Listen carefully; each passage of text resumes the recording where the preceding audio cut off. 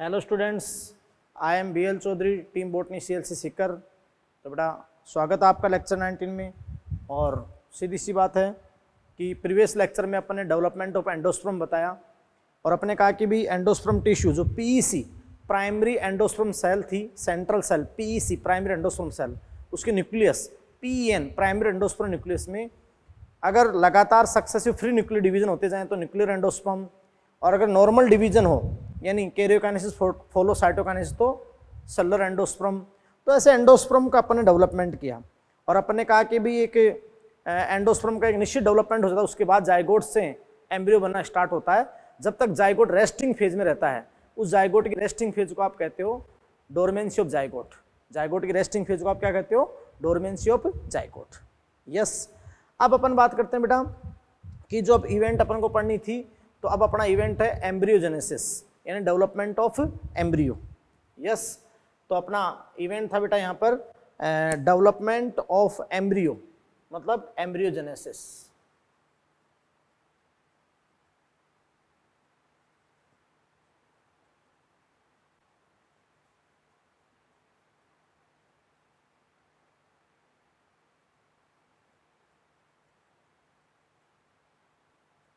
है ना, development of embryo यानी भ्रूण का विकास या जो भी एम्ब्रियोजेनेसिस, जो भ्रूणीय उद्भवन है।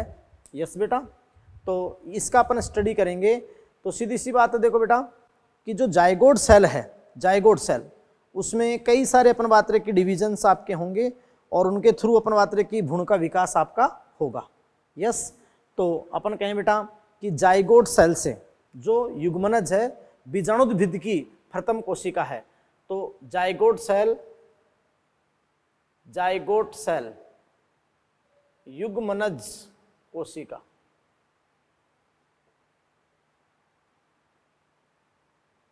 जाइगोट सेल से भ्रूण का विकास, भ्रूण का विकास क्या कहलाता है बेटा? एम्ब्रियोजेनेसिस। भ्रूणीय परिवर्धन कहलाता है, एम्ब्रियोजेनेसिस कहलाता है। इन्हें अपन कहें जाइगोट से भ्रूण का विकास भ्रूणीय परिवर्धन कहलाता है। यस, और सीधी सी बात है बेटा, अपन कहें कि जाइगोट सेल से जो युग्मनज कोशिका है, जो आप समझ सकते हो कि जाइगोट सेल उस एम्ब्रियो सैक में माइक्रोपाइल सिरे की ओर स्थित होगी, क्योंकि वहीं पे निषेचन हुआ, सिनगेमी हुई है। एक एग सेल को एक नरयुग्मक ने फ्यूज किया था, तब जाइगोट बना था, सिनगेमी हुई तब। तो आप जानते हो कि जाइगोट सेल, अपन कहें कि सीधी सी बात है कि जाइगोट सेल माइक्रोपाइल सिरे की ओर स्थित होती है। जाइगोट सेल माइक्रोपाइल सिरे की ओर स्थित होती है।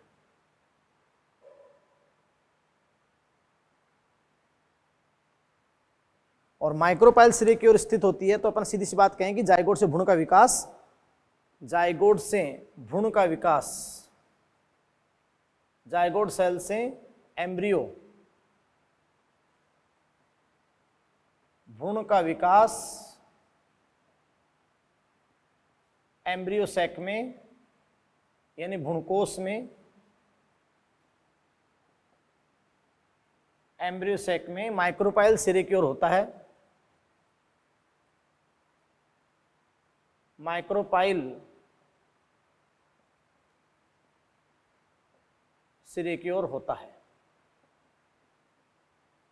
यस बेटा, तो ये बात आपकी है। और अपन ने कहा था कि जाइगोट में विभाजन तब शुरू होते हैं जब एक एंडोस्पर्म का निश्चित विकास हो चुका होता है, ताकि डेवलपिंग एम्ब्रियो को, जाइगोट से जब एम्ब्रियो बने तो वहां पोषण की सुनिश्चितता हो सके और उसको न्यूट्रिशन प्रोवाइड हो सके। बात को समझ रहे हैं बेटा? और इस दौरान आप समझ सकते हैं कि जाइगोट सेल में कई माइटोसिस संपन्न होते हैं। इन लगातार माइटोसिस होते हैं। इस दौरान जाइगोट सेल में कई माइटोसिस संपन्न होते हैं। यस बेटा, और अपन कहें कि जो आवर्त बीजियों की बात करें अपन, तो आवर्त बीजियों में मैं सीधी सी बात करूं बेटा आपसे कि आवर्त बीजों में जो मोस्ट टिपिकल एम्ब्रियो डेवलपमेंट है वो आप जानते हो क्रूसिपर टाइप या ओनाग्रेड टाइप, अपन उसको अपन बोलते हैं। क्रूसिपर टाइप या क्या बोलते हैं, ओनाग्रेड टाइप, है ना। तो अपन कहें यहाँ पर एक लाइन अपन लिखेंगे जो सबसे इंपॉर्टेंट होगी, मोस्ट टिपिकल मतलब सबसे प्रारूपिक, most typical embryo development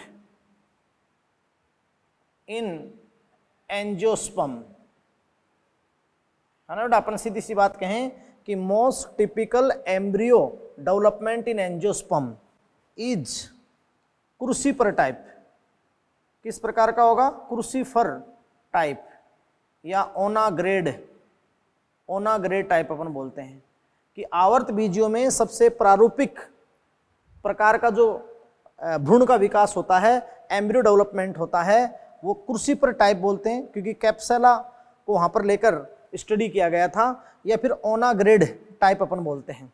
yes बेटा, तो क्रूसिफर टाइप या ओनाग्रेड टाइप, यस बेटा।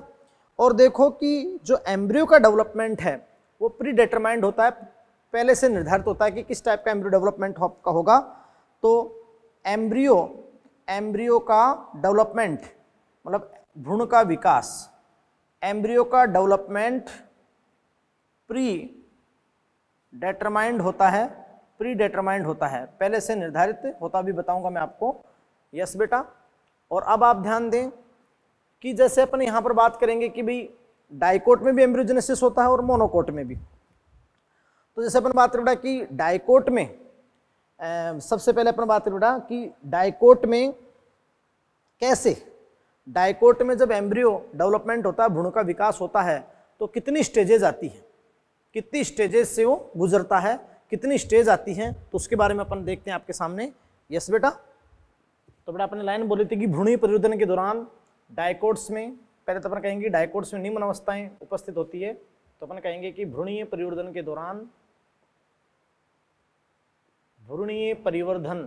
दौरान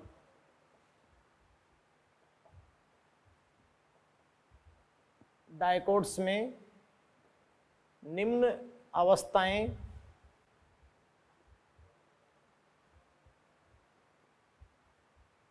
उपस्थित होती हैं। सबसे पहली अवस्था बेटा आपकी आती है प्राग भ्रूण, प्रो एम्ब्रियो स्टेज,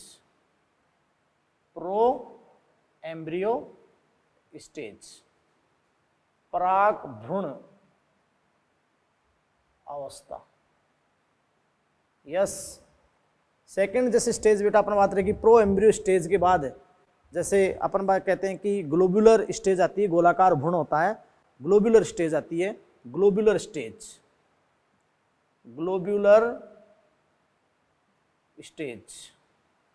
गोलाकार भ्रूण जो 8-16 कोशिका में चला जाएगा। फिर अपना बात आपका आएगा हार्ट शेप एम्ब्रियो, मतलब हृदयाकार भ्रूण। और फिर अपना बात क्या आपका होगा मैच्योर एम्ब्रियो, यानी परिपक्व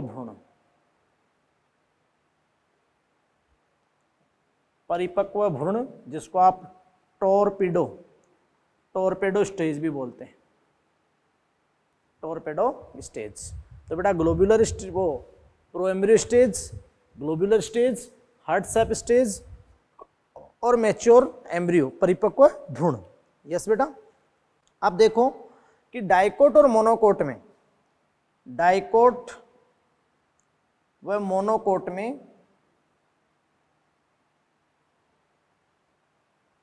भ्रूणीय परिवर्धन आरंभिक अवस्थाओं में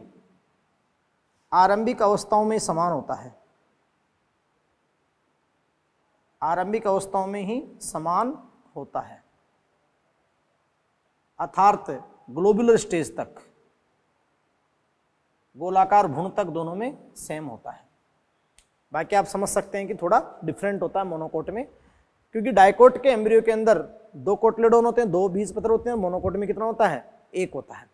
अब देखो बेटा अपन डायग्रामेटिक व्यू से एक एक चीज कि कैसे जब पोलन ट्यूब अंदर एंटर करती है तो मेल गैमेट छोड़ते ही एग सेल को फ्यूज करती है तो वहाँ जाइगोट बनता है, जाइगोट oospore, फिर वो रेस्टिंग फेज कैसे करता है, कैसे प्री डिटरमाइंड है, पूर्व निर्धारित कैसे कि क्या जाइगोट पूरा का पूरा एम्ब्रियो में बदलेगा, जाइगोट का अंश भाग ही एम्ब्रियो में बदलेगा, यस, और किस एंड पर कौन सी सेल होती है जो एम्ब्रियो बनाएगी या यहाँ सस्पेंसर बनाएगी भी बताएंगे आपको। तो पूरा अपन बात अब अपन लेते हैं डायग्रामेटिक व्यू, है ना बेटा। तो देखिए नेक्स्ट, तो देखिए बेटा जी ये जो एम्ब्रियोजेनेसिस है ये एनसीईआरटी में तो बहुत शॉर्ट ऐसे दे रखा है, लेकिन स्टेजेस सारी बता रखी है और बहुत लाइनें वहाँ क्लियर कर रखी हैं। लेकिन मैं आपको डायग्रामेटिक व्यू से 100% से वर्ड टू वर्ड एक एक लाइन एक एक शब्द किसकी पोजीशन किधर होती है, कौन किसका डेवलपमेंट करता है, ये सारा मैं बताता हूँ। तो फर्स्ट ऑफ ऑल तो मैं 0 से वहाँ से स्टार्ट करता हूँ कि जब फर्टिलाइजेशन होता है एक नरिगुमक नष्ट होती हुई साइकोशिका में जब प्राग्निका फटती है तो एक नरिगुमक वहाँ अंड उपकरण में से एग सेल से अगर फ्यूज होता है तो जाइगोट बनता है, उसको आप कहते हो सिनगेमी जाइगोट।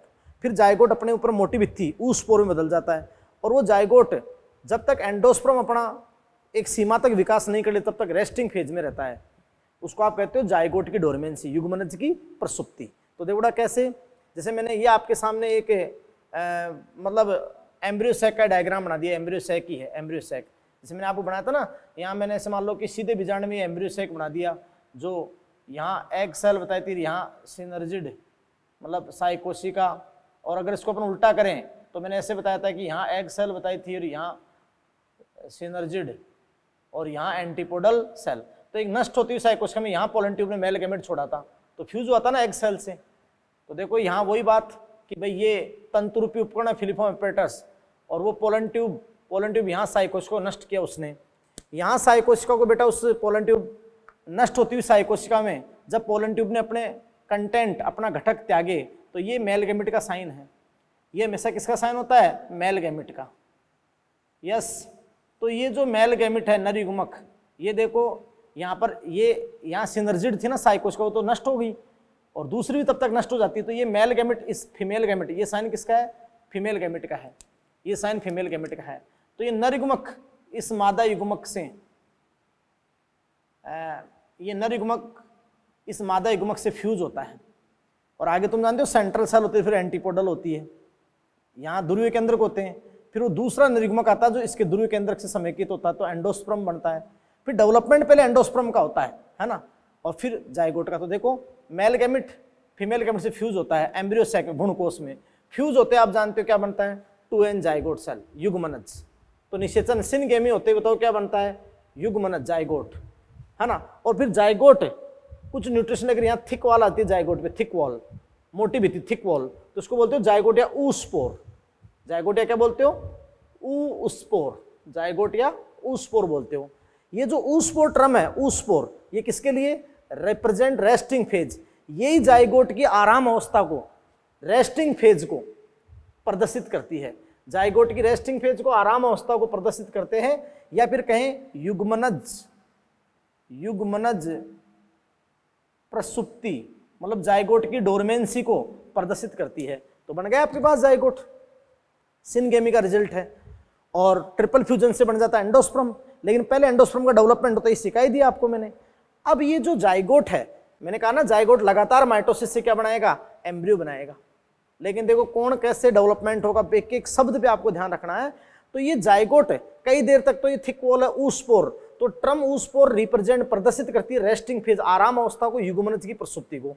तो थोड़ी देर तक तो ये आराम अवस्था में रहेगा, प्रसुप्ति में रहेगा, माइटोसिस शो नहीं करेगा जब तक एंडोस्पर्म भ्रूणपोष उत्तक का एंडोस्पर्म टिश्यू का डेवलपमेंट नहीं हो जाए।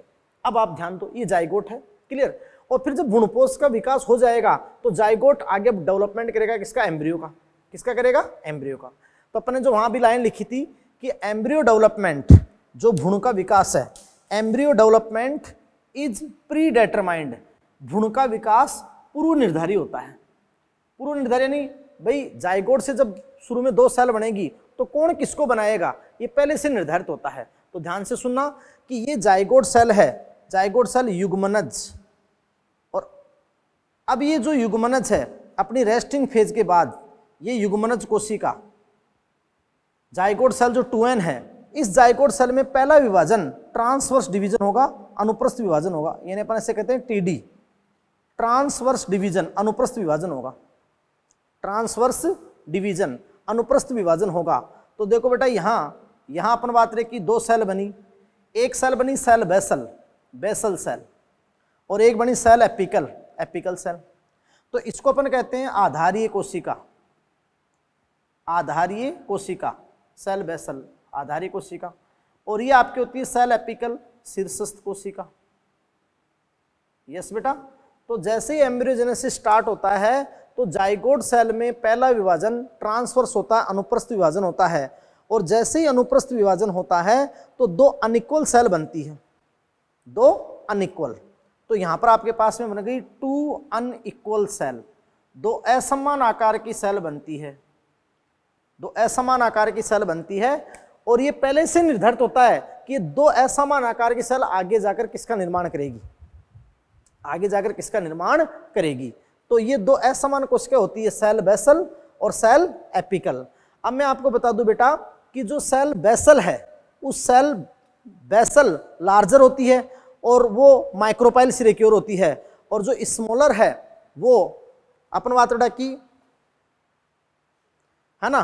तो आप समझ रहे कि सेल बेसल है वो लार्जर आकार में बड़ी होती है, आकार में क्या होती है, बड़ी, लार्जर साइज में आपकी होती है, लार्जर साइज में होती है, आकार में बड़ी होती है।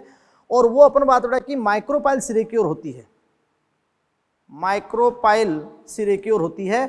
और जो सेल एपिकल है वो आकार में छोटी होती है और वो मतलब एंटीपोडल या चेलेजा सिरेक्योर होती है। यस। फिर देखो पहले से निर्धारित होता है कि जो सेल बेसल है वो आगे जाकर बनाएगी सस्पेंसर, जो मेन एम्ब्रियो का पार्ट नहीं है, सस्पेंसर यानी निलंबक, निलंबक बनाएगी सस्पेंसर, ये है ना ये। और अपन बात रही कि जो एपिकल सेल है वो एम्ब्रियोनल सेल है, एपिकल सेल को अपन बोलते हैं एम्ब्रियोनल सेल, भ्रूणीय कोशिका, एम्ब्रियोनल सेल। तो वो एम्ब्रियोनल सेल ही किसका निर्माण करेगी, एम्ब्रियो का निर्माण करेगी। जो एम्ब्रियोनल सेल है वही किसका निर्माण करेगी, एम्ब्रियो का निर्माण करेगी। बात को समझे। यस। इसलिए अपन ऐसे कहते हैं कि यहां जो भ्रूणीय परिवर्तन है उसमें ये जो बेसल सेल है वो आंशिक रूप से एम्ब्रियो के निर्माण में भाग लेती है, मुख्य रूप से कौन होती है, एपिकल। इसका मतलब पूरा जाइगोट एम्ब्रियो में नहीं बदलता है, जाइगोट का कुछ पार्ट ही बदलता है। इसलिए आवर्त बीजों में जो भ्रूणीय परिवर्तन है वो अंशबज्जी है, मीरोब्लास्टिक, अंशबज्जी। जो उधर आप जूलॉजी में पढ़ते हो ना, से होलोब्लास्टिक पूर्णभंजी, मीरोब्लास्टिक अंशभंजी, तो यहाँ मीरोब्लास्टिक है। अब देखो मैं आपको पोजीशन फिर सिखा देता हूँ। जैसे मान लो कि ये एंजियोस्पर्म ओव्यूल है, आवर्त बीजी बीजांड है। अब आवर्त बीजी बीजांड है तो ये मान लो अपन बात रहे कि उल्टा बीजांड है, जो सबसे एनाट्रोपस, जो सबसे प्रारूपिक है, एनाट्रोपस ओव्यूल। यस।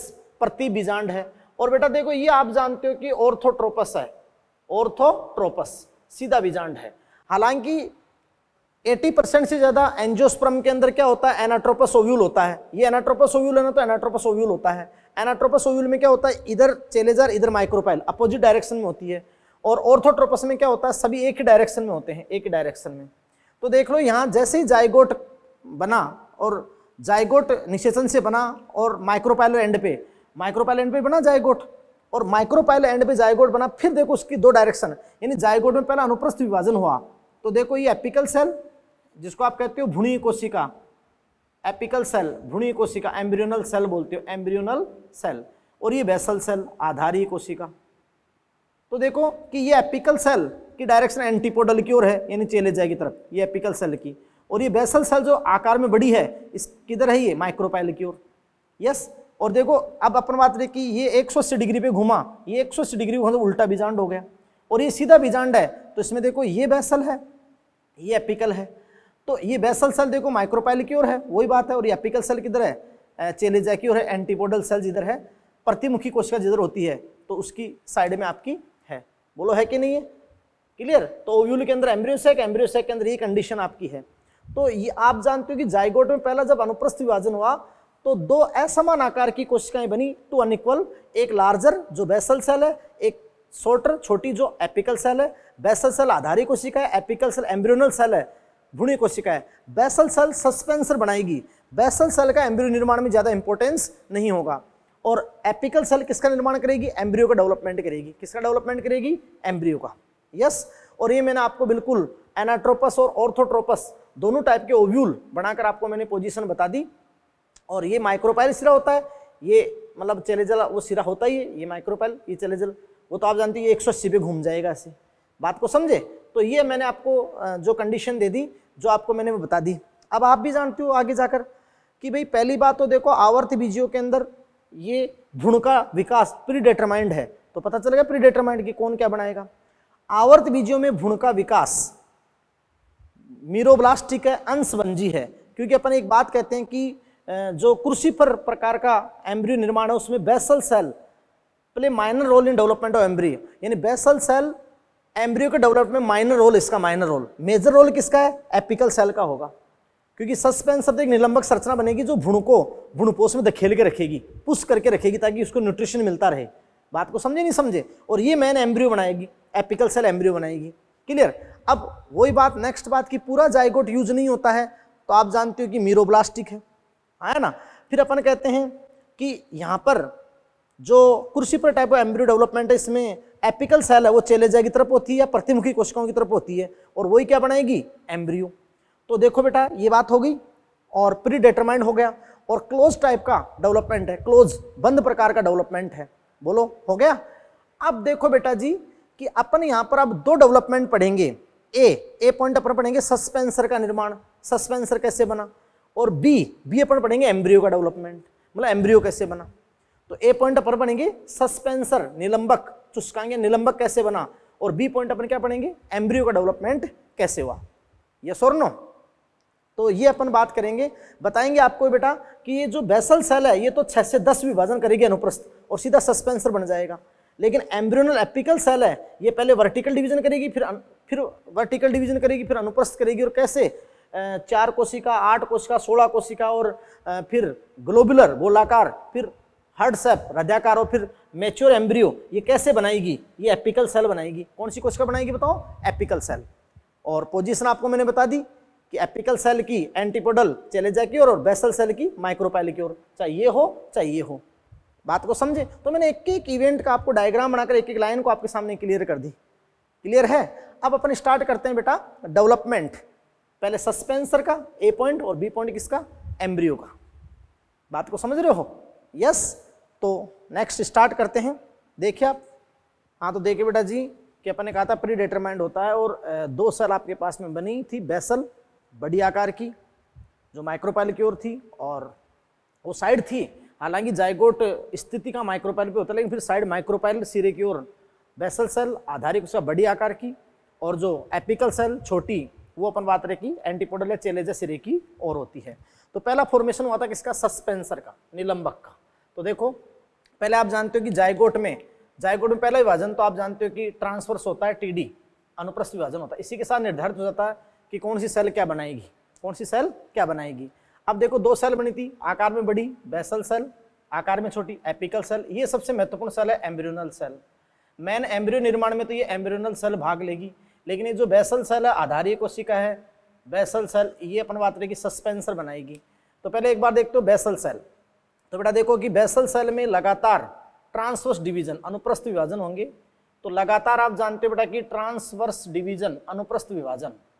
तो इधर ध्यान दो आराम से कि इस बेसल सेल में लगातार ट्रांसवर्स डिवीजन एक के बाद एक, 6 से 10 डिवीजन, 6 से 10। हालांकि साथ साथ इसमें विभाजन चालू हो जाते हैं, लेकिन अपन पहले डेवलपमेंट आपको सस्पेंसर का बता रहे हैं, है ना।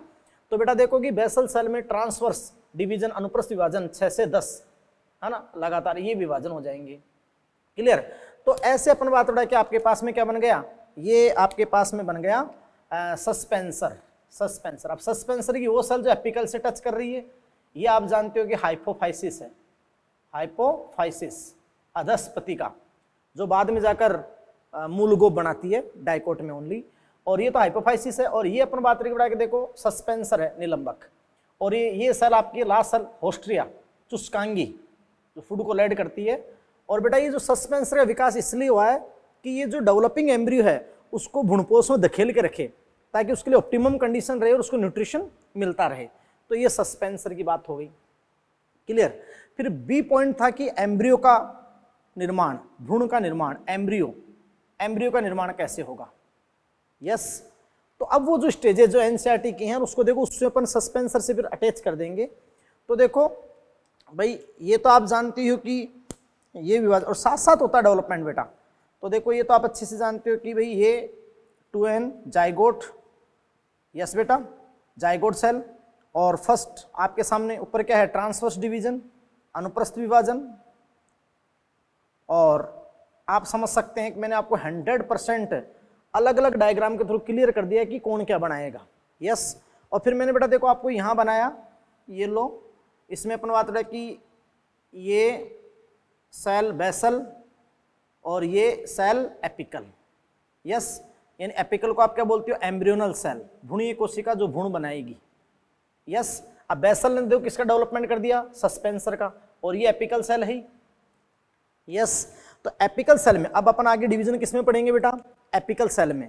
तो देखो आप समझ सकते हो कि इस एपिकल सेल में आगे अगर अपन डिवीजन पढ़ें एपिकल सेल में, तो अब इस एपिकल सेल में जो फर्स्ट डिवीजन होगा, एपिकल सेल में फर्स्ट डिवीजन, वो फर्स्ट डिवीजन आपका होगा बेटा जाइगोट का, ये फर्स्ट डिवीजन, ये अब एपिकल सेल का फर्स्ट डिवीजन होगा, वो आपका डिवीजन होगा वर्टिकल। कभी भी आ जाए कि भ्रूण के बनने के दौरान जाइगोट में पहला विभाजन क्या होता है, वो तो हमेशा और हमेशा ट्रांसवर्स डिवीजन होता है। लेकिन फिर बेसल सेल में तो आगे भी ट्रांसवर्स डिवीजन ही होते हैं, और एपिकल सेल में पहला डिवीजन क्या होता है, वर्टिकल डिवीजन होता है, अनुदैर्घ्य विभाजन।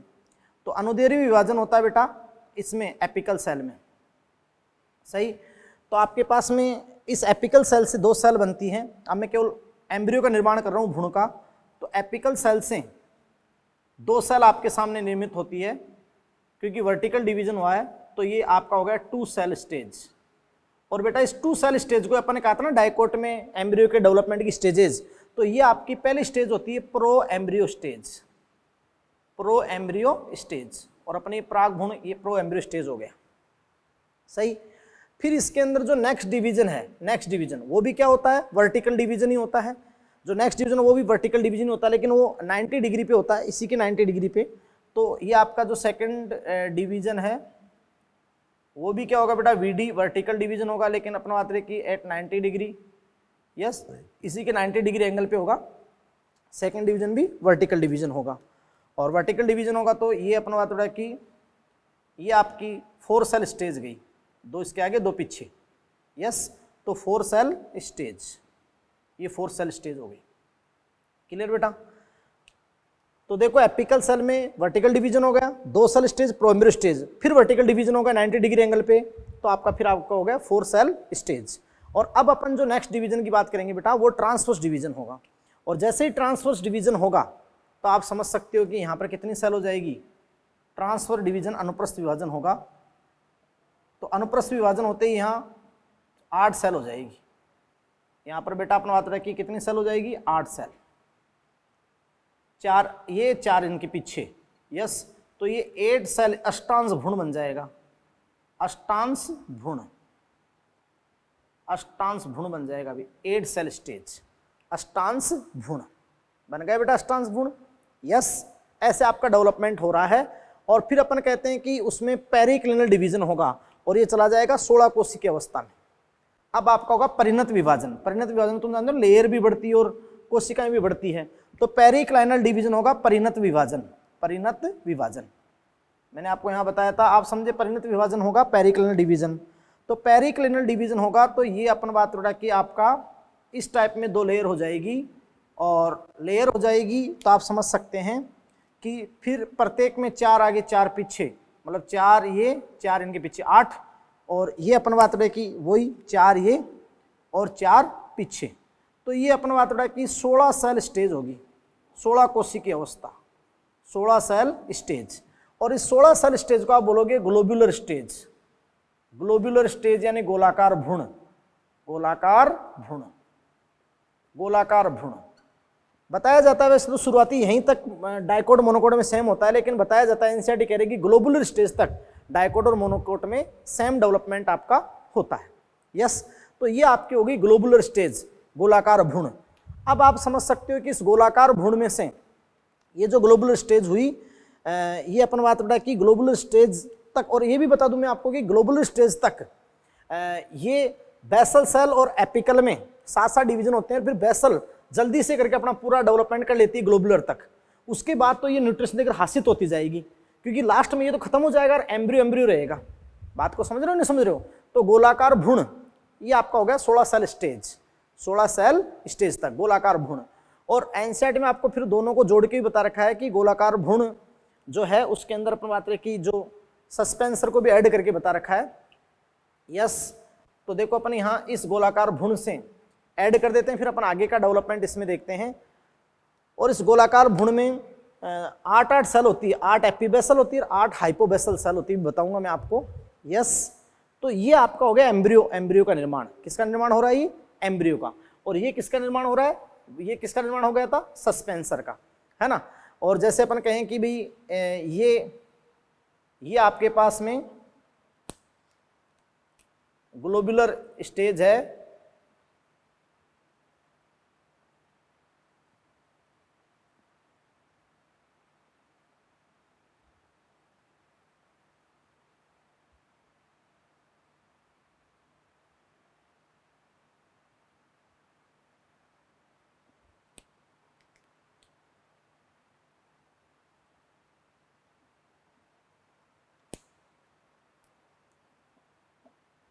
ये जो 16 कोष के ग्लोबुलर स्टेज है।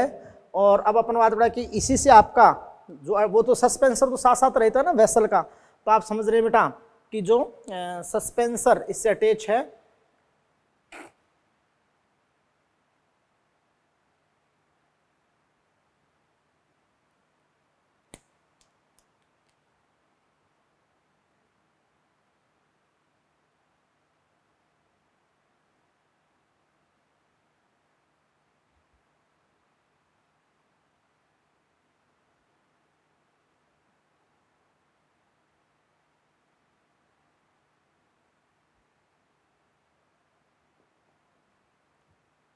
तो इस फॉर्म में बेटा अब देखो इस 16 सेल स्टेज में, 16 सेल स्टेज में मैं आपको बता दूं कि अब आगे भ्रूण में क्या क्या होगा। तो आपके दिमाग में आना चाहिए कि भ्रूण में क्या क्या प्रेजेंट होता है।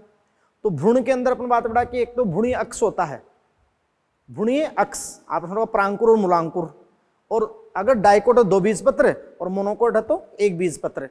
तो आगे भाई ये सेल सब कुछ बनाएगी, वो ये आपकी 16 कोशिका है ना। इन 16 में से 8 सेल तो आपकी क्या है बेटा? 8 सेल तो आपकी है हाइपोबेसल, हाइपोबेसल। और 8 सेल अपन बात बढ़ा कि आपकी क्या है? एपीबेसल। तो देखो ये जो 8 कोशिका होगी इसके हाइपोफाइसिस, ये कोशिका हाइपोफाइसिस है अधस्पति का। हाइपोफाइसिस आपको मैंने बताया था, ये हाइपोफाइसिस।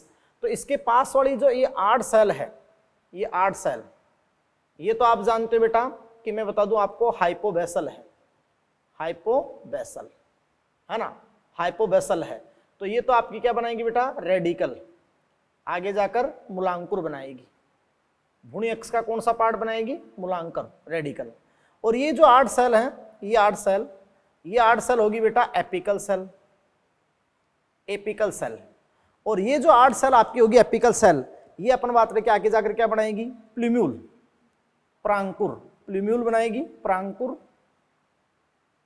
और अगर डाइकोट है तो 2 कोटिलियोडोन, कोटिलियोडोन मतलब 2 बीजपत्र बनाएगी, है ना। तो यही भ्रूणीय अक्ष और बीजपत्रों का निर्माण करेगा ये 16 कोशिका। 8 सेल आपकी हाइपोबेसल है जो एक रेडिकल मूलांकुर बनाएगी। ये 8 सेल आपकी एपीबेसल है, सॉरी एपीबेसल है, एपीबेसल सही, जो प्लूम्यूल, प्रांकुर और 2 कोटिलियोडोन 2 बीजपत्र बनाएगी। यस, तो अब ये ग्लोबुलर स्टेज ही हार्ट शेप में जाएगी, हार्ट शेप में। और फिर हार्ट शेप किस में जाएगी? मैच्योर एम्ब्रियो में, मैच्योर एम्ब्रियो। और ये अपन बात रही कि फिर अल्पजीवी, ग्लोबुलर तक ये अच्छे से पूरी विकसित हो जाती है, फिर ये अल्पजीवी होती जाती है सस्पेंसर, क्योंकि न्यूट्रिशन पूरा लेकर इसको देती जाती है और फिर ये अल्पजीवी होती जाती है। बात को समझे? तो अब अपन नेक्स्ट इसका देखते हैं कि भाई ये आपके पास में जो बन गया, इससे आगे का डेवलपमेंट अपन देखते हैं, यानी कैसे कैसे अपन बात रहे कि रेडिकल बनता है और कैसे प्लूम्यूल यानी प्रांकुर और 2 आपके पास मूलांकुर बनते हैं।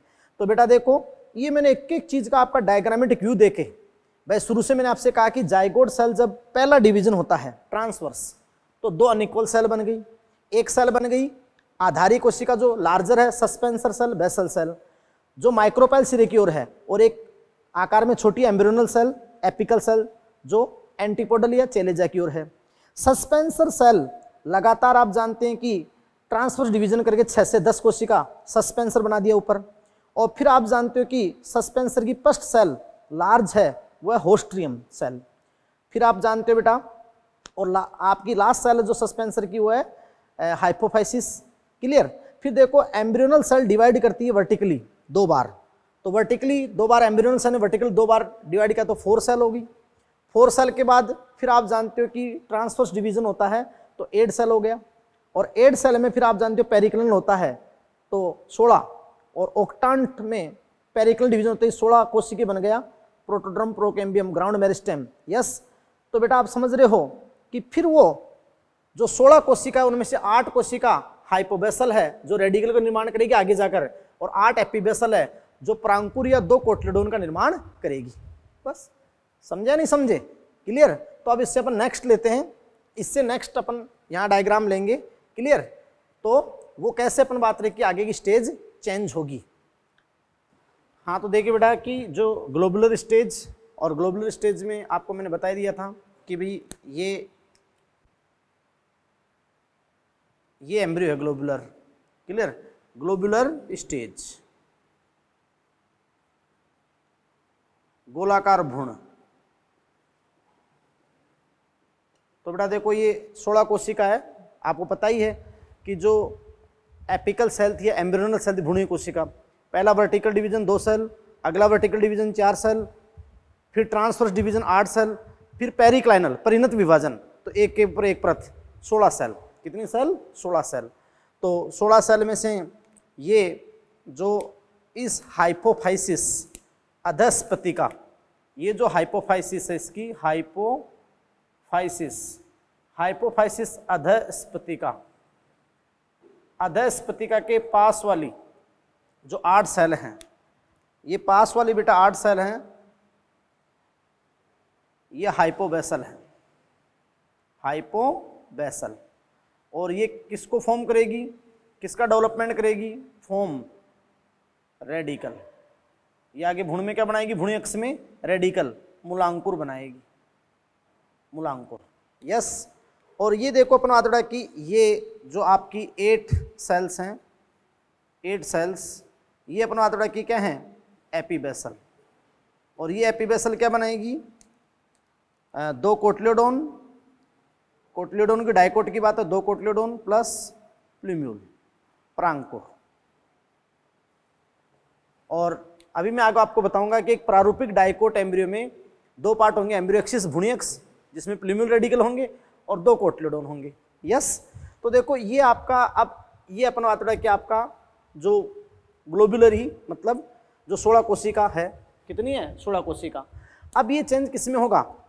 अब ये चेंज होगा हार्ट शेप में, हृदयाकार रूप में, हृदयाकार हार्ट शेप में।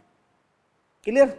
और तो मैंने आपको डायरेक्शन बता दी थी, तो हो सकता है बुक में अपोजिट डायरेक्शन हो, लेकिन आपको तो वही 2 डायरेक्शन ध्यान रखनी है, माइक्रोपैलर और चेलेजा। तो अब देखो अपन किस पे आ गए? हार्ट शेप पे। यस बेटा।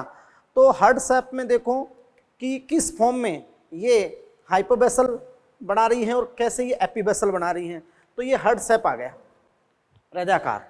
तो हृदयाकार अपन आते हैं इस फॉर्म में। तो देखो ये दोनों कोटलेडोन है, सी 2 कोटलेडोन, ये प्लूम्यूल प्रांकुर, और ये रेडिकल है ना। और उसके ऊपर जो अधस्पतिका हाइपोफाइसिस ने डाइकोट में बना दिया ये रूट कैप, क्योंकि रेडिकल जैसे टिप ग्रोथ करेगा तो उसके ऊपर क्या आएगा? रूट कैप आएगा, मूलगोप आएगा। तो ये आपकी स्टेज आ गई हार्ट शेप। क्या आ गई? Heart shape. तो देखो जब वो 2 सेल में था तो प्रोएम्ब्रियो स्टेज थी, फिर वो 4 सेल में 8 सेल ऑक्टांट एम्ब्रियो था, अष्टांश भ्रूण, फिर वो 16 कोशिका में आया तो गोलाकार भ्रूण, ग्लोबुलर स्टेज, और फिर आपके आ गई हार्ट शेप, हृदयाकार। बात को समझे। और अपन बात रहा कि एनसीईआरटी में आपको हृदयाकार रूप को इस रूप में भी बताया जा सकता है, और इस रूप में करके यहाँ पे ये जो निलंबक चुस्कांगी, ये आपका सस्पेंसर भी बताया जा सकता है, और ऐसे फिर खांच बताई जा सकती है। तो बेटा ये अपन बात रहा कि स्टेज क्या होगी? हार्ट शेप होगी। क्या होगी? Heart shape. तो मैंने बिल्कुल आपको क्लियरली, अब हार्ट शेप होगी तो देखो कि ये एंडोस्पर्म की ओर होता है। क्लियर। और एंडोस्पर्म की ओर होता था, एंडोस्पर्म से फूड कोटिलेडोन में भरेगा, किसमें भरेगा, बीज पत्रों में, कोटिलेडोन में। तो ये ग्रो करेंगे, तो ये ग्रो करके देखो ये 2 कोटिलेडोन, 2 कोटिलेडोन्स, 2 बीज पत्र, ये प्लूम्यूल और ये क्या, रेडिकल। ऊपर आप जानते हो कि रूट कैप हो सकती है, बाकी ये रेडिकल। बात को समझे? तो ये आपका हो गया मैच्योर एम्ब्रियो। मैच्योर एम्ब्रियो का मीन हो गया परिपक्व भ्रूण, परिपक्व भ्रूण।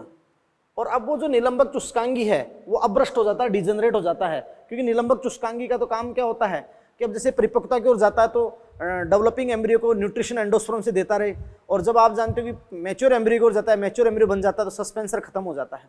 यस, तो ये मैच्योर एम्ब्रियो बन गया और उसको आप बोलते हो टोरपेडो स्टेज, टोरपेडो स्टेज। बाद में जे सेप हो जाता है, ये टोरपेडो स्टेज हो गया। तो ये मैच्योर एम्ब्रियो हो गया, इसमें 2 कोटिलेडोन, प्लूम्यूल और रेडिकल। तो ये बेटा आपकी क्या स्टेज हो गई, मैच्योर एम्ब्रियो स्टेज हो गई। बात को समझे? तो मैंने आपको बिल्कुल प्री डिटरमाइंड, यानी एक जाइगोट में पहला ट्रांसवर्स डिवीजन किया था, बार बार बता रहा हूं, एक जाइगोट में पहला ट्रांसफर डिवीजन किया था, 2 सेल बनाई थी, एक लार्जर एक स्मॉलर। लार्जर को बेसल सेल बोला था, स्मॉलर को एम्ब्रियोनल सेल बोला था। लार्जर सेल माइक्रोपाइल की ओर, स्मॉलर एंटीपोडल या चेलेजा की ओर। पहले बेसल में 6 से 10 अनुप्रस्थ, तो सस्पेंसर बन गया। और जो आपकी एपिकल सेल है, एम्ब्रियोनल सेल है, उसमें पहला वर्टिकल, फिर दूसरा भी वर्टिकल, तो 4 सेल बन गई। फिर ट्रांसवर्स 8 सेल बन गई। फिर पेरिक्लाइनल परिणत विभाजन 16 कोशिका बन गई। और जब 16 कोशिका बन जाती है, 16 कोशिका एक बार बन जाती है ना, 16 सेल, मैं आपको बता दूं बेटा, तो ध्यान से सुनना कि पेरिक्लाइनल डिवीजन होते आप जानते हो कि 16 सेल बन जाती है।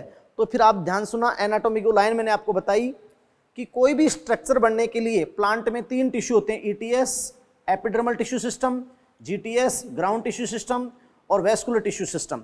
तो यहाँ ईटीएस के रूप में तो क्या आएगी, प्रोटोड्रम, प्रोटोड्रम, तो प्रोटोड्रम आ जाएगी ना, अधिचरम, प्रोटोड्रम, तो ये अधिचरम हो जाएगी, प्रोटोड्रम। जीटीएस जो ग्राउंड मेरिस्टेम है, कि अधिचरम के नीचे का जो इसका पार्ट बनाएगा जीटीएस। और फिर तुम जानते हो वेस्कुलराइजेशन भी, वेस्कुलर टिश्यू भी आ जाते हैं, क्योंकि बाद में कोटिलेडोन से प्लूम्यूल को, यानी मेरिस्टेम तो ये रहता ना, एम्ब्रियोक्सिस, ये तो आपका परमानेंट टिश्यू हो जाता है ना। तो वहां पर आप जानते हो कि वेस्कुलर टिश्यू भी आ जाते हैं, यानी उसको आप कहते हो प्रोकेम्बियम से डेवलप होते हैं। किससे होते हैं, प्रोकेम्बियम। तो ये 16 कोशिका बाद में प्रोटोड्रम, ग्राउंड मेरिस्टेम, भ्रण उत्तक, भ्रण विभजोतक और प्रोकेम्बियम, ये आपका डेवलपमेंट होता है। यस बेटा। तो जैसे आप जानते हो कि पेरिक्लाइनल डिवीजन होते ही ये प्रोड्यूस होता है, प्रोटोड्रम, प्रोकेम्बियम और ग्राउंड मेरिस्टेम, है ना। फिर आप जानते हो ये ग्लोबुलर, ग्लोबुलर से हार्ट सेप जाता है, हृदयाकार हार्ट सेप, और हार्ट सेप से अपन बात करें कि टॉर्पिडो या मैच्योर, टॉर्पिडो या फिर क्या बेटा, मैच्योर एम्ब्रियो। तो ये मैच्योर एम्ब्रियो के अंदर चेंज हो जाता है। यस बेटा। अब अपन ये कहें कि एक प्रारूपिक द्विबीजपत्री भ्रूण में, एक प्रारूपिक द्विबीजपत्री भ्रूण में क्या क्या पार्ट होते हैं, तो बेटा मैं आपको बता दूं कि एक प्रारूपिक द्विबीजपत्री भ्रूण में, प्रारूपिक द्विबीजपत्री, प्रारूपिक द्विबीजपत्री भ्रूण में 2 चीज आपकी होती है। एक होता है एम्ब्रियोनल एक्सिस, एम्ब्रियोनल एक्सिस, भ्रूणीय अक्ष, भ्रूणीय अक्ष होता है। यस। और एक होता है कोटिलियोडोन, तो कोटिलियोडोन का मीन होता है बीज पत्र, है ना। और फिर जब सीड बनता है तो फिर सीड कोट और आ जाते हैं, और क्या है, तो सीड में 2 पार्ट होते हैं, सीड कोट जो आवरण होते हैं, सीड कोट में बीजावरण, और एम्ब्रियोक्सिस, वो सॉरी एम्ब्रियो, एम्ब्रियो में 2 पार्ट होते हैं, एम्ब्रियोनल एक्सिस और कोटिलियोडोन। अब बेटा जो एम्ब्रियोनल एक्सिस है, भ्रूणी अक्ष है, तो भ्रूणी अक्ष के अंदर आप जानते हो कि 2 पार्ट आपके होते हैं एम्ब्रियोनल एक्सिस में। एक प्रांकुर अक्ष में, अक्ष में 2 भाग होते हैं, एक आपका होता है प्रांकुर, प्रांकुर प्लूम्यूल, है ना, और ये आपका क्या होता है, दूसरा आपका होता है मूलांकुर, तो मूलांकुर आपका होता है रेडिकल। तो प्लूम्यूल और रेडिकल ये तो भ्रूणी अक्ष है, और साइड में आपके 2 कोटिलिडोन, ये 2 बीज पत्र हैं। तो जैसे आपके सामने एक चने का बीज में दे दूं आपको, एक ग्राम सीड दे दूं, चने का बीज दे दूं, ऐसे आपका चने का बीज होता है ना, उसका ये माइक्रो इस फॉर्म में होता है। अब उस चने के बीज को भिगो दो आप और उसको ऐसे खोलो, ऐसे खोलोगे तो दोनों बीज पत्र तो साइड में चले जाएंगे, है ना, दोनों बीज पत्र साइड में चले जाएंगे। वहां पे एक क्रीम कलर की छोटा सा होता है एम्ब्रियो एक्सिस, एम्ब्रियो एक्सिस, भ्रूणीय अक्ष, भ्रूणीय अक्ष। तो आप समझ रहे हैं कि एक प्रारूपिक द्विबीजपत्री भ्रूण में एम्ब्रियोनल एक्सिस, भ्रूणीय अक्ष, प्रांकुर और मूलांकुर और कोटिलोडोन यानी क्या होते हैं बेटा, बीज पत्र, बीज पत्र। तो ये मैंने आपको पूरे इसकी बात कर दी। अब देखो कि यहाँ पे मैं आपके सामने इस बात को बनाता भी हूँ कि जो प्रारूपिक द्विबीजपत्री, बाद में अपन बात रहा कि जो प्रारूपिक द्विबीजपत्री भ्रूण है तो उसका अगर अपन उस फॉर्म में बनाएं कि जैसे ये आपका बेटा उसमें एम्ब्रियो एक्सिस है, ये एम्ब्रियो एक्सिस है, ये एम्ब्रियो एक्सिस है, क्लियर, ये लो जी, ये एम्ब्रियो एक्सिस है। और एक लेवल है, जैसे अपन चने को लगता है एक लेवल है कि वहां पर अपन बात उड़ा कि 2 कोटिलोडोन है, एक लेवल से अपन बात उड़ा कि साइड में ये लेवल है, यहां से अपन बात करें तो ये देखो ये 2 कोटिलोडोन है, ये कोटिलोडोन है, ये लो जी, ये लो जी, तो कोटिलोडोन ये लो, ये क्या है, एम्ब्रियो एक्सिस यानी भ्रूणीय अक्ष, एम्ब्रियो एक्सिस भ्रूणीय अक्ष है ना। और ये 2 आपके क्या हो गए, कोटिलोडोन हो गए। बात को समझ रहे हैं ना। और आप समझ सकते हैं कि भाई ये आपका पार्ट जो है इन कोटिलोडोन के लेवल से नीचे का पार्ट, ये हाइपोकोटिल, हाइपोकोटिल बीजपत्राधार, बीजपत्राधार हाइपोकोटिल, और यानी रेडिकल, टिप पार्ट क्या हो जाएगी, रेडिकल मूलांकुर, ये रेडिकल है ना। और ये अपन बात अबव द लेवल ऑफ कोटिलोडोन, इन दोनों से ऊपर का जो लेवल होता है वो एपिकोटिल होता है, एपिकोटिल बीजपत्रोपरिक, बीजपत्रोपरिक। और ये अपन बात करें क्या, प्लीम्यूल, प्लीम्यूल यानी प्रांकुर। बात को समझ रहे हैं। तो इस प्रकार मैंने आपको पूरा ये एम्ब्रियोजेनेसिस आपको बता दिया बेटा। यस, सारी स्टेजेस बता दिए, सारे डिवीजन बता दिए, डायग्राम से आपको एनसीईआरटी पूरी चीज क्लियर कर दी। और एनसीईआरटी में भी इसी वे में बता रखा है सस्पेंसर, फिर आपको देखो वहाँ ग्लोबुलर स्टेज बता रखी है, और ग्लोबुलर स्टेज के बाद देखो आपको हर्ट सेप बता रखी है, हर्ट सेप के बाद में आपको टॉर्पिडो या मैच्योर एम्ब्रियो कर रखा है, मुड़ के टॉर्पिडो या मैच्योर एम्ब्रियो, जिसको मैंने सिंपल वे में आपको बता दिया। तो आप एनसीईआरटी को उस वे में फॉलो करें। यस, क्लियर है। और फिर अपन बात एक डायग्राम जो आपको दे रखा है वो भी मैं बता देता हूँ जो एनसीईआरटी का है। क्लियर है। तो नेक्स्ट आप देखिए, या देखो इसको अपन ऐसे भी शो कर सकते हो, एनसीईआरटी में कर रखा है। और फिर अगर अपन इसको इस फॉर्म में खोलें तो वही बात आएगी।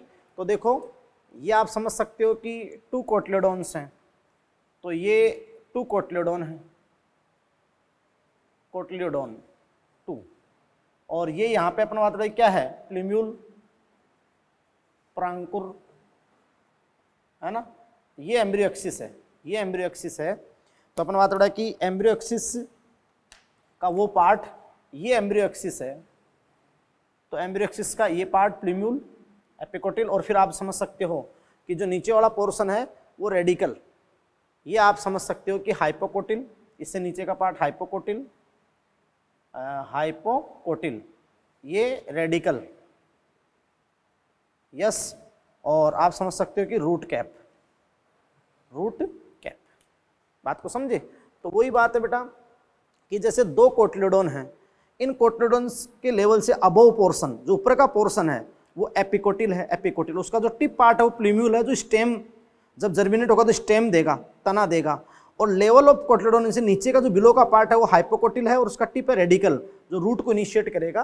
तो वही बात अपना आता है कि यहाँ पर कि ये प्लीम्यूल है, क्योंकि ऐसे अपन अगर इनको खोलेंगे बीज पत्रों को तो आप जानते हो, या इस फॉर्म में अगर अपन बीज पत्रों खोलेंगे तो अबव पोर्शन एपिकोटिल और प्लीम्यूल होगा, और उससे डाउनवर्ड पोर्शन हाइपोकोटिल, हाइपोकोटिल और क्या होगा बेटा, रेडिकल, मूलांकुर होगा, मूलांकुर होगा। और ये रूट कैप हो गया, मूल गोप, क्या हो गया बेटा, मूल गोप। यस, तो जो डाइकोट एम्ब्रियो है आपके सामने, डाइकोट एम्ब्रियो, वही बार बार मैं बात कर रहा हूँ कि डाइकोट एम्ब्रियो में द्विबीजपत्री भ्रूण में 2 पार्ट एम्ब्रियो एक्सिस, वो तो खैर मोनोकोट में भी होता है एम्ब्रियो एक्सिस, भ्रूणी अक्ष, और भ्रूणी अक्ष में प्लीम्यूल, प्लीम्यूल यानी प्रांकुर, और रेडिकल यानी मूलांकुर। और ये भ्रूणी अक्ष जब भी नया पौधा देंगे ना, प्लीम्यूल स्टेम देगा, गिव राइज स्टेम, और ये रेडिकल क्या देगा, रूट। और बाकी आप जानते हैं कि जो कोटिलिडोन है वो स्टोर फूड रखते हैं, कोटिलिडोन, और कोटिलिडोन स्टोर फूड रखते हैं। तो जब पहली पत्ती नहीं आ जाती है तब तक भोजन कहाँ से आता है, कोटिलिडोन बीज पत्रों से आता है। तो ये बात आपकी होगी अच्छे से पूरे डाइकोट एम्ब्रियो की। अब अपन बात करते हैं मोनोकोट एम्ब्रियो। तो मोनोकोट में देखो अपन कहते हैं भी ग्लोबुलर स्टेज तक भ्रूण परिवर्तन सेम सा है, लेकिन वहां पर क्या पहला डिवीजन ट्रांसफर्स होगा, फिर वही बेसल एपिकल, बेसल तो एक कोशिका में बड़ी हो जाएगी वहां पे, और जो एपिकल सेल यानी एम्ब्रियोनल सेल है उसमें फिर ट्रांसफर्स डिवीजन होता है एक बार। तो वो अपन बात रहा कि आप जानते हो कि जो बढ़ती है वो प्लूम्यूल इनिशियल, रेडिकल इनिशियल, या अपन कहेंगे एम्ब्रियोनल एक्सिस सेल, और एक आपका होता है कोटिलिडोनी सेल, फिर वो embryonal axis cell plumule initial, radicle initial, फिर प्लूम्यूलो रेडिकल बन जाता है, और वहाँ कोटिलिडोन कितना बनता है, एक। तो अब अपन बात करेंगे कि structure of monocot embryo, structure of monocot embryo. Yes बेटा, यानी एक बीजपत्री भ्रूण का फिर डायग्राम अपन बात करेंगे। यस, क्लियर है? तो ये मैंने पूरी स्टेजेस आपको अच्छे से समझाई, सारी बातें मैंने आपको बता दी। क्लियर है? तो नेक्स्ट देखते हैं। अब देखिए बेटा कि स्ट्रक्चर ऑफ मोनोकोट एम्ब्रियो, यानी अपन सीधा ही एक बीजपत्री भ्रूण की संरचना बना रहे हैं। तो एक बीजपत्री भ्रूण की आपके सामने संरचना बना रहे हैं, और फिर उसका थोड़ा सा बनना भी बता देंगे आपको। वैसे एनसीईआरटी में है नहीं, डाइकोट का ही है। तो देखो बेटा कि मोनोकोट एक परिपक्व है, एक बीजपत्री जो भ्रूण होता है उसकी मैं आपके सामने स्ट्रक्चर बना रहा हूं। तो एक परिपक्व एक बीजपत्री भ्रूण की स्ट्रक्चर ये होती है।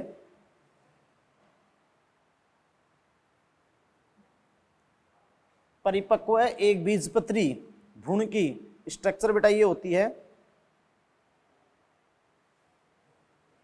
सॉरी,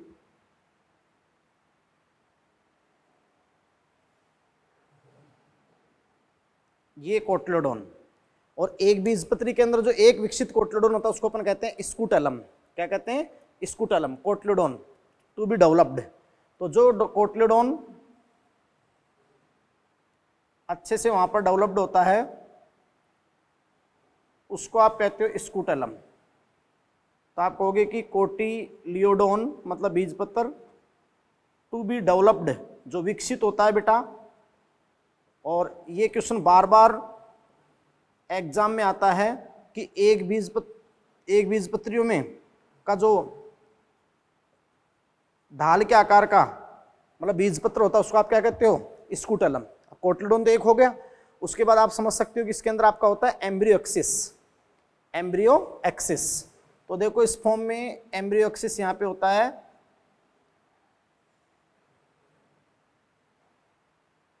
ये इस फॉर्म में होता है।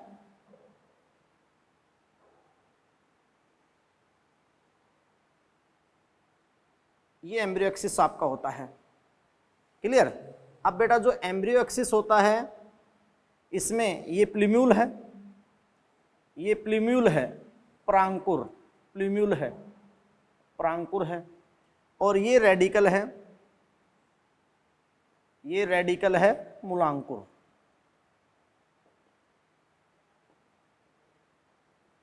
यस, और आप समझ सकते हैं फिर इस प्रांकुर को एक विशिष्ट आवरण यहां पे घेरता है। इस प्रांकुर को अपना बात कि एक विशिष्ट आवरण यहां घेरता है,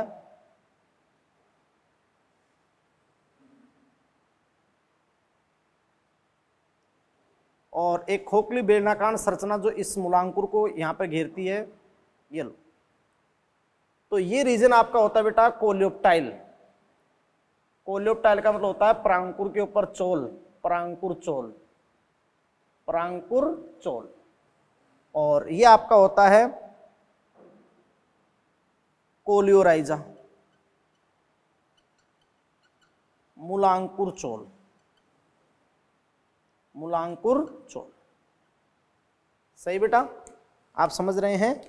और आप समझ पा रहे हैं कि भी देखो ये एक विकसित बीजपत्र जो साइड में ढाल की तरह होता है कोटिलिडोन, टू बी डेवलप्ड, स्कूटेलम बोलते हैं इसको अपन। क्या बोलते हैं? स्कूटेलम। उसके बाद आपका एम्ब्रियो एक्सिस होता है। तो एम्ब्रियो एक्सिस में बेटा मैं आपको बता दूं कि प्लूम्यूल, और नीचे आपका क्या होता है? रेडिकल। सही, और प्लूम्यूल और रेडिकल हो गया, प्लूम्यूल और रेडिकल। अब आप समझना कि प्लूम्यूल को अपन बात रहा कि सबसे पहले मैं आपको बात बता दूं कि जो प्लूम्यूल होता है उसको आप समझ रहे हैं कि बेटा वो एक चीज से, मतलब एक लीफ प्राइमोर्डिया सूट अपेक्स, यानी आप जानते हो कि लीफ प्राइमोर्डिया प्रणादक यानी एक खोखली प्रणील संरचना से घिरा होता है, इसको आप कहते हो कोलेप्टाइल प्रांकुर चोल, है ना। जैसे आपने फिजियोलॉजी पढ़ा जई का प्रांकुर चोल, तो ये कोलेप्टाइल प्रांकुर चोल, और ऐसे ये भी घिरा होता है तो इसको आप कहते हो क्या, कोलियोराइजा मूलांकुर चोल। यस, और देखो इनके अंदर यहाँ दूसरा लेवल पे बीजपत्र आना चाहिए था ना, लेकिन आप समझ सकते हो कि हासित है, तो इनका जो हासित, एक बीजपत्र में जो हासित बीजपत्र होता है दूसरा, उसको आप बोलते हो एपीब्लास्ट।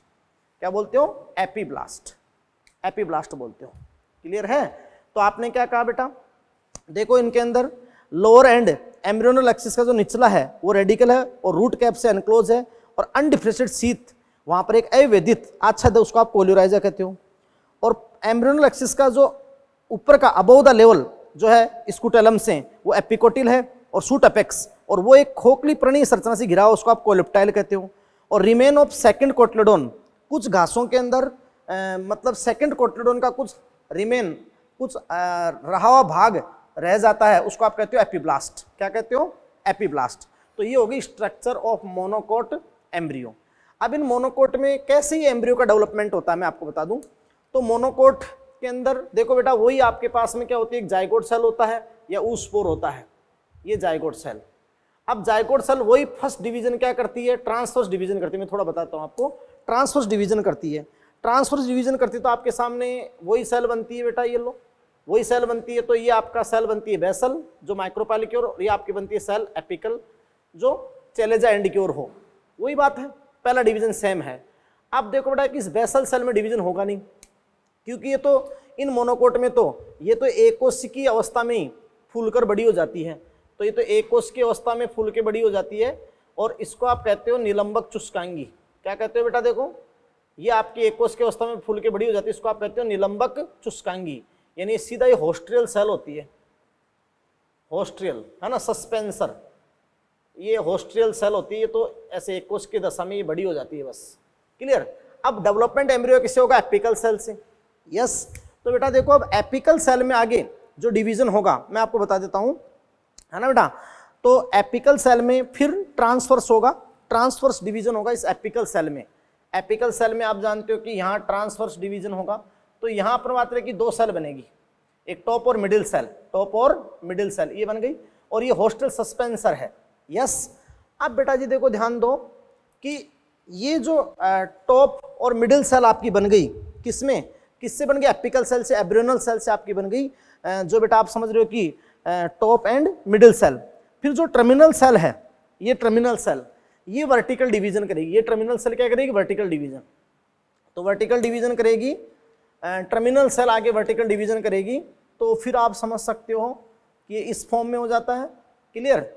और ये आप समझ सकते हो कि निलंबक चुस्कांगी है ही, और ये आपके आप जानते हो कि ऐसे सेल्स बन जाती है, तो उसको आप कह देते हो ग्लोबुलर स्टेज। क्या कह देते हो, ग्लोबुलर। फिर आप जानते हो बेटा एक बनती है प्लूम्यूल इनिशियल, एक सेल बनती है प्लूम्यूल इनिशियल मतलब प्रांकुर प्रारंभिकी का, एक बनती है रेडिकल इनिशियल, रेडिकल इनिशियल मतलब मूलांकुर प्रारंभिकी का। बात को समझ रहे हैं। और फिर आप जानते हो कि जो ये आपकी कोटलेडोन सेल होती है, ये प्लूम्यूल इनिशियल, रेडिकल इनिशियल, और एक आपकी होती है कोटलेडोन सेल। तो कोटलेडोन सेल पार्श्व उसको धकेलती है एम्ब्रियो को, है ना। तो आप समझ रहे हैं कि बेटा इस फॉर्म में, फिर ये इस फॉर्म में आपका होता है, और यहाँ इस फॉर्म में ये एम्ब्रियो बनने की कोशिश में जाता है, जहाँ यहाँ अपन बात उड़ा कि आपका ये पार्श्व में धकेल दिया भ्रूण को, तो ये तो आपका प्रांकुर, और ये कोलेप्टाइल, और ये मूलांकुर, और ये कोलियोराइजा, तो एम्ब्रियो एक्सिस हो गया। और साइड में आपका क्या बनता है, स्कूटेलम बन जाता है। क्या बन जाता है, स्कूटेलम। यस, तो अपने डायरेक्ट अपन बात रहे कि मोनोकोट कैसे नहीं, मोनोकोट इसलिए अपन बोलते हैं कि वो ग्लोबुलर स्टेज तक, ग्लोबुलर स्टेज तक वो अपन बात रहे कि डाइकोट के सेम है। बाकी आप जानते हो कि इस फॉर्म में, और ऊपर फिर आप जानते हो एक बीजपत्र में तो भ्रूणपोष और शेष रह जाता है। तो फिर जैसे मक्का में आपने देखा होगा भ्रूणपोष, जो एल्यूरोन लेयर और भ्रूणपोष आपको दिखाई देता है, बोलो है कि नहीं है। तो इस फॉर्म में अपन बात बढ़ा कि ये आपकी होगी मोनोकोट एम्ब्रियो की स्ट्रक्चर, और ये आपको एक परिपक्व मोनोकोट एम्ब्रियो की मैंने स्ट्रक्चर बता दी। और मोनोकोट में एक ही होता है विकसित स्कूटेलम साइड में, बाकी एपिब्लास्ट, और ये प्रांकुर, और ये मूलांकुर। बात को समझ रहे हैं आप। तो ये बात बता दी। अब देखो बेटा अपन आगे पढ़ेंगे सीड। तो निषेचित बीजाणु क्या होगा? बीज। अब बीज में सीड कोड, बीजारोन और एम्ब्रियो तो होगा मेन, और एम्ब्रियो में एम्ब्रियोक्सिस, प्रांकुर, मूलांकुर और कोटलीडोन। यस, अरे यही बात होगी ना। तो अपन बेटा देखो वहां पर मोनोकोट सीड की स्ट्रक्चर भी पढ़ेंगे और डाइकोट सीड की भी स्ट्रक्चर पढ़ेंगे। हाँ, मोनोकोट जो सीड होते हैं भ्रूणपोषी होते हैं और डाइकोट ज्यादातर क्या होते हैं? अभ्रूणपोषी। वो बात मैंने पहले आपको बता दी कि जाइगोट से एम्ब्रियो डेवलपमेंट के दौरान पूरा भ्रूणपोष यूज हो जाए तब तो अभ्रूणपोषी बीज, और पूरा भ्रूणपोष का उपभोग नहीं हो तो वो क्या होता है कि मतलब भ्रूणपोषी आपका होता है। तो इस लेक्चर में यहीं तक। तो अब बेटा आप नेक्स्ट लेक्चर में पढ़ेंगे सीड, बीज, और आप एम्ब्रियो के एक एक स्टेज को बहुत एनसीईआरटी क्लियर करके आए, एक एक लाइन को आप क्लियर कर लें, और फिर कोई इसमें और इसमें अपन आगे अपन सीड के अंदर और इसको बता देंगे। Thank you very much.